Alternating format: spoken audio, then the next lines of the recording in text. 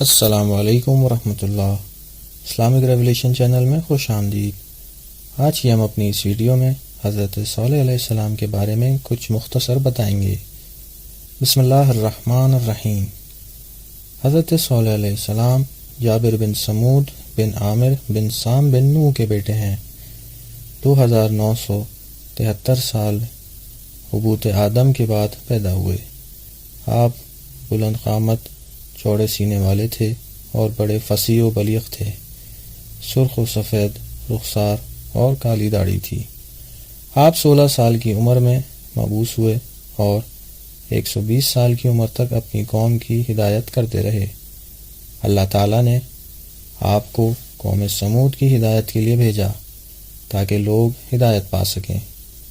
آپ علیہ السلام اور آپ کی قوم کا ذکر قرآن مجید میں سورہ اعراف، سورہ ہود، سورہ حجر، سورہ شعراء اور سورہ قمر میں موجود ہے۔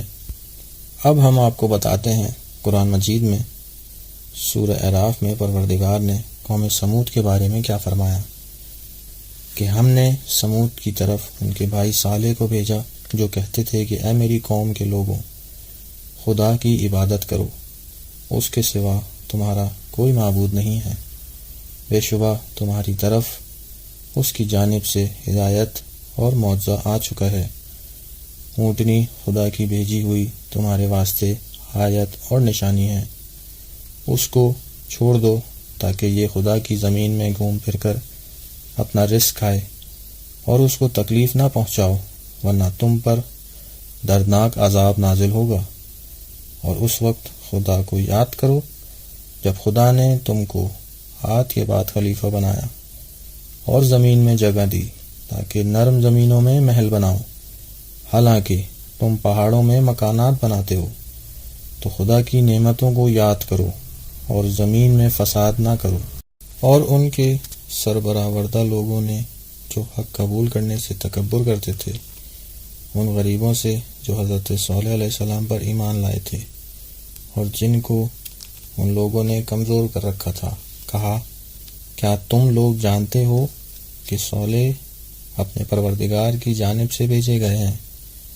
ان مومنین نے جواب دیا کہ صالح جن پیغامات کے ساتھ بھیجے گئے ہم ان پر ایمان لا چکے ہیں۔ ان لوگوں نے جو مغرور تھے کہا کہ جس پر تم ایمان لائے ہو ہم لوگ تو اس کو نہیں مانتے۔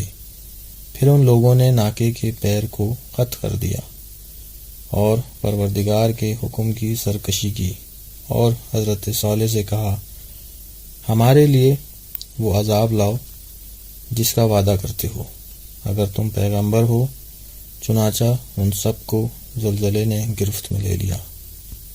یہاں آپ کو بتاتے چلیں کہ حضرت صالح 120 سال تک اپنی قوم کی ہدایت اور رہنمائی کرتے رہے، مگر پھر بھی قوم سرکشی اور نافرمانی سے باز نہ آئی۔ اس بارے میں امام جعفر صادق علیہ السلام کی روایت بیان کرتے ہیں کہ آپ علیہ السلام نے فرمایا خدا نے حضرت صالح علیہ السلام کو ان کی طرف بھیجا۔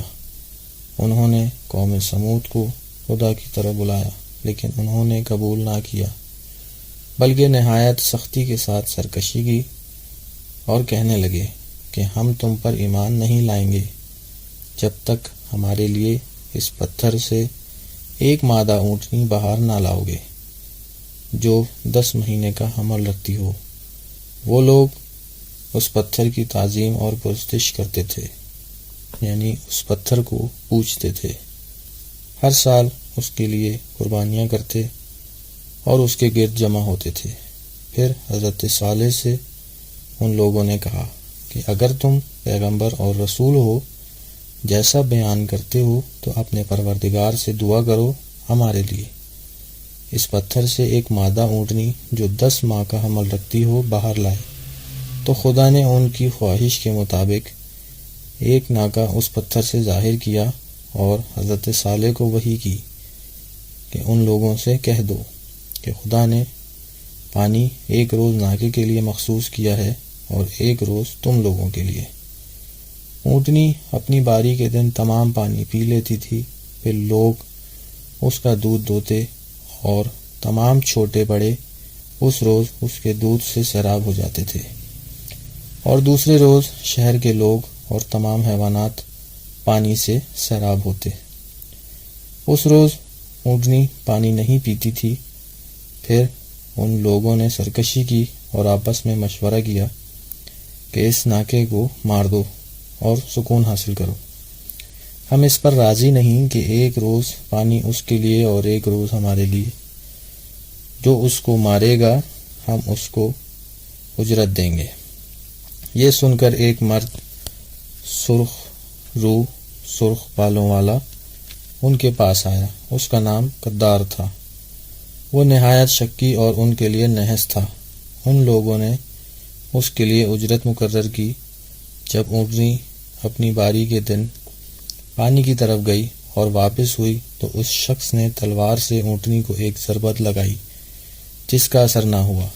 پھر دوسری لگا کر اس کو مار ڈالا اور وہ ایک پہلو کے بل زمین پر گر پڑی۔ تو اس کا بچہ پہاڑ پر بھاگا اور آسمان کی طرف منہ کر کے فریاد کی۔ پھر تمام قوم صالح جمع ہوئی اور ہر ایک نے اس اونٹنی کو ضرب لگاتے ہوئے اس میں شرکت کی اور اس کے گوشت کو آپس میں تقسیم کر لیا۔ کوئی چھوٹا بڑا باقی نہ رہا جس نے اس کا گوشت نہ کھایا ہو۔ جب حضرت صالح کو اس واقعے کی خبر ملی تو ان کے پاس آئے اور کہا، لوگوں تم نے یہ کیا غضب کیا کہ اپنے پروردگار کی نافرمانی کی۔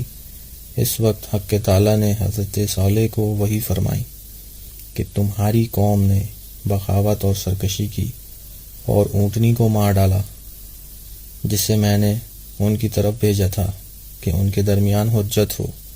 اس اونٹنی کے رہنے سے ان کا کوئی نقصان نہ تھا بلکہ ان کے لیے بڑی نعمت تھی، لہٰذا ان سے کہہ دو میں اپنا عذاب 3 روز میں بھیجوں گا۔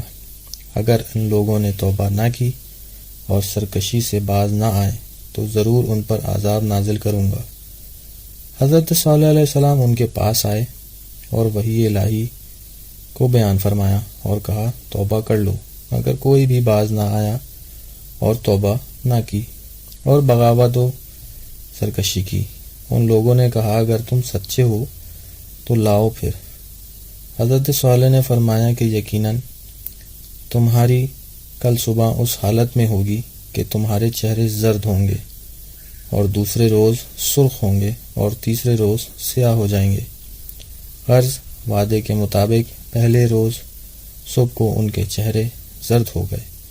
اس وقت ایک نے دوسرے کے پاس جا کر کہا کہ صالح نے جو کہا تھا وہ عذاب تمہاری طرف آ پہنچا۔ تو سرکشی اور بغاوت کرنے والوں نے کہا، ہم صالح کی بات قبول نہیں کریں گے اور ان کے قول کو نہیں مانیں گے، خواہ صحیح ہو۔ پھر جب دوسرا دن آیا ان کے چہرے سرخ ہو گئے۔ پھر بعض نے کہا کہ جو کچھ صالح نے کہا تھا عذاب آ گیا، لیکن ان کے سرکشوں نے کہا، ہاں ہم ہلاک ہو جائیں گے مگر صالح کی بات نہ مانیں گے اور اپنے خداؤں کی عبادت کو ترک نہ کریں گے جن کی پرستش ہمارے باپ دادا کرتے تھے۔ نہ ان لوگوں نے توبہ کی نہ اپنی سرکشی سے باز آئے۔ جب تیسرا روز آیا تو ان کے چہرے سیاہ ہو گئے۔ پھر بعض نے بعض لوگوں سے آ کر کہا، جو کچھ صالح نے کہا سب واقع ہوا۔ تو مغروروں نے کہا کہ بے شک جو کچھ صالح نے کہا تھا وہ آ پہنچا۔ آخر جب نصف شب ہوئی تو جبرائیل علیہ السلام نے ان کے پاس آ کر ایک نعرہ بلند کیا جس سے ان کے کانوں کے پردے پھٹ گئے اور ان کے قلوب شگافتہ ہو گئے اور جگر کے ٹکڑے ٹکڑے ہو گئے۔ جب کہ وہ لوگ اس تیسرے روز نوت و کفن کر چکے تھے اور جانتے تھے کہ اب عذاب نازل ہوگا تو سب کے سب ایک بار ہی مر گئے۔ ان میں کوئی بولنے والا باقی نہ رہا۔ خدا نے ان سب کو ہلاک کر دیا اور ان کی صبح اس حالت میں ہوئی کہ وہ اپنے مکانوں اور خوابگاہوں میں مردہ پڑے رہے۔ پھر اللہ تعالیٰ نے ایک آواز کے ساتھ آگ آسمان سے نازل کی جس نے سب کو جلا دیا۔ ایک اور روایت میں یہ بھی ملتا ہے کہ جب قوم سمود ناکے صالح کے پاؤں قط کر چکے تو وہی جنہوں نے ناکے کو قتل کیا تھا کہنے لگے کہ آؤ صالح کو بھی مار ڈالیں، کیونکہ اگر اس نے عذاب کی خبر سچ بیان کی ہے تو ہم اس سے پہلے ہی قتل کر چکے ہوں گے، اور اگر اس نے غلط کہا ہے تو ناکے کے پاس اسے بھی پہنچا چکے ہوں گے۔ یہ مشورہ کر کے رات کو وہ آپ کے مکان پر آئے یا اس غار پر آئے جہاں آپ عبادت کرتے تھے۔